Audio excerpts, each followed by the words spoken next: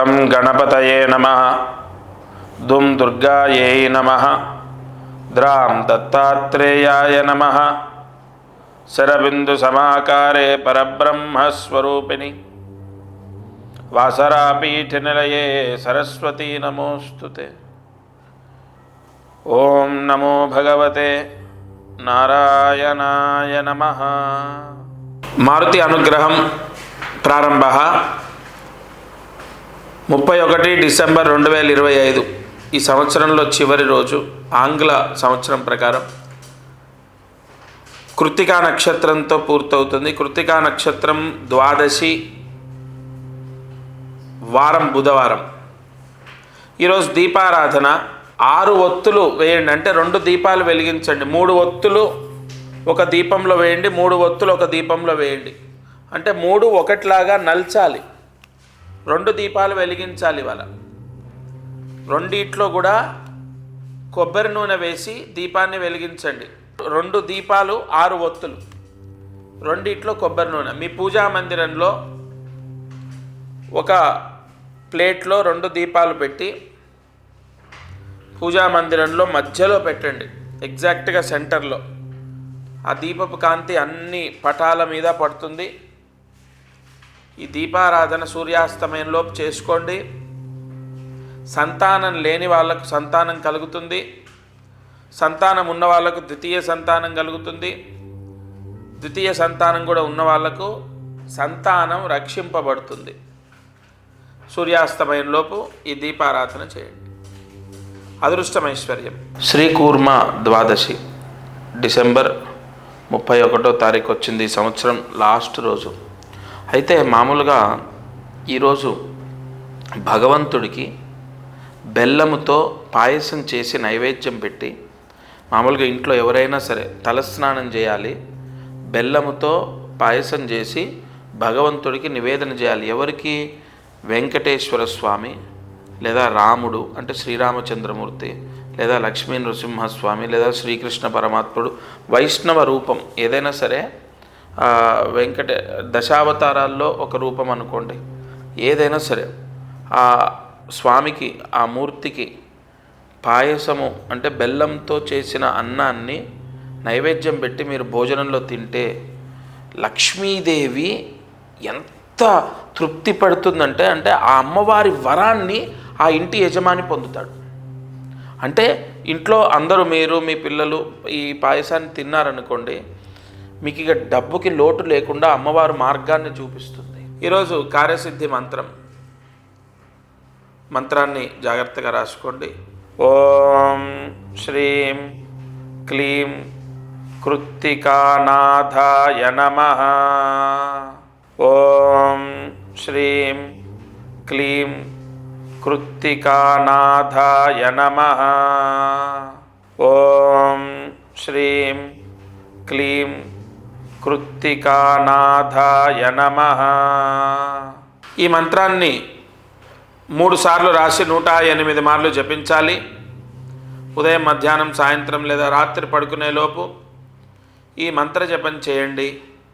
ఆరోగ్య సమస్యలు పోతాయి. చాలామందికి జలుబు, దగ్గు, జ్వరం, ఇవే కాకుండా ఇతర అనారోగ్య సమస్యలు ఎన్నో బాధింపజేస్తున్నాయి.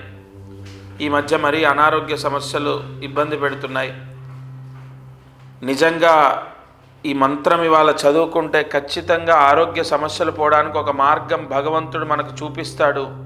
సరైన వైద్యం అందడం కానీ, సరైన వైద్యుణ్ణి మనకు సూచించడం కానీ, ఏదో ఒక భగవత్ అనుగ్రహంతో తప్పకుండా సంపూర్ణ ఆరోగ్య దోషమంతా తొలగిపోతుంది.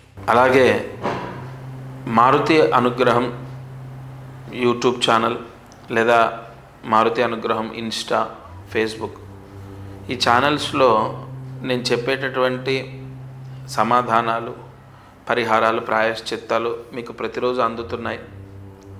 ఒకటి, ఇప్పుడు ప్రస్తుతము ఒక మహాయంత్రం గురించి చెప్తున్నాను. నేను ఒక్కటి మీకు బలంగా చెప్తాను.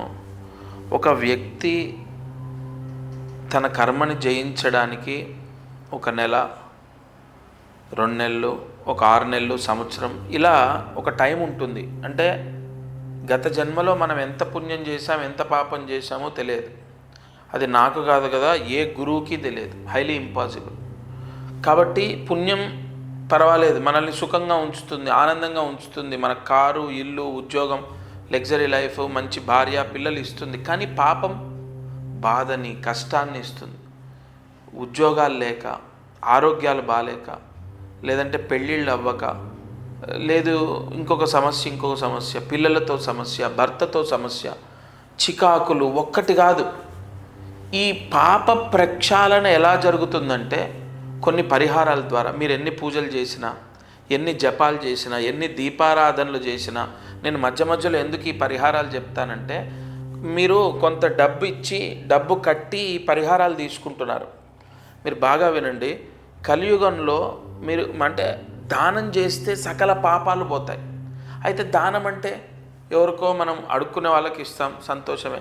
కానీ అతనికి పాన్ పరాక్ అలవాటు ఉండొచ్చు, సిగరెట్ అలవాటు ఉండొచ్చు, తాగుడు అలవాటు ఉండొచ్చు. అది దానంలో 100 పాయింట్లు పడవు దానికి. కానీ ఇక్కడ మీరు నేను చెప్తున్నాను, ఒక 1600 ఇవ్వండి, 500 ఇవ్వండి, 1100 ఇవ్వండి అని చెప్తున్నాను. పూర్తిగా బ్రాహ్మడికి ఇస్తున్నారు మీరు. అంటే బ్రాహ్మడు గొప్పవాడా? అందరూ గొప్పవాళ్ళే అండి. కానీ మీకోసం మీ గోత్రనామాలతో, కొన్ని మూలమంత్రాలతో పూజ చేస్తున్నాడు చూడండి. అందుకు మీ కుటుంబాన్ని రక్షిస్తున్నాడు కాబట్టి గొప్పవాడు. నేను ఈ యంత్రము కొద్ది రోజులుగా ఎందుకు చెప్తున్నానంటే, చాలామంది ఇంట్లో, అంటే అది రెంట్ హౌస్ లేదా సొంత ఇల్లు, నెగిటివ్ ఎనర్జీ చాలా పెరిగిపోతుంది. గత జన్మ దోషాల వల్ల కష్టాలు అనుభవిస్తున్నాం. అదిగాక ఇంటి బలం లేకపోవడం ఇంకా కష్టాలను తెచ్చిపెడుతుంది. ఒక్క పని అవ్వట్లే, చేతిలో డబ్బు నిలబడట్లే, ఇంట్లో మనశ్శాంతి లేదు. ఈ నెగిటివ్ ఎనర్జీ ఎలా వస్తుంది?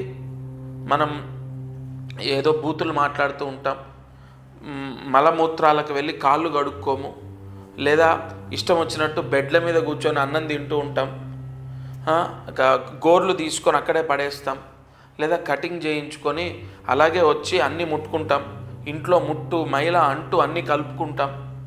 ఇవన్నీ ప్రస్తుత ఆధునిక కాలంలో కష్టం. అన్నీ పాటించాలంటే అన్నం తినేటప్పుడు బెడ్లపైన కూర్చొని తినటమో, లేదంటే ఒంటిపైన ఇట్లాగా అంట్లు ఏమీ తెలియకుండా ఒంటిపైన ఆ ప్లేటు పెట్టుకొని అన్నం తింటూ ఉంటాం, మీద పోసుకుంటూ ఉంటాం.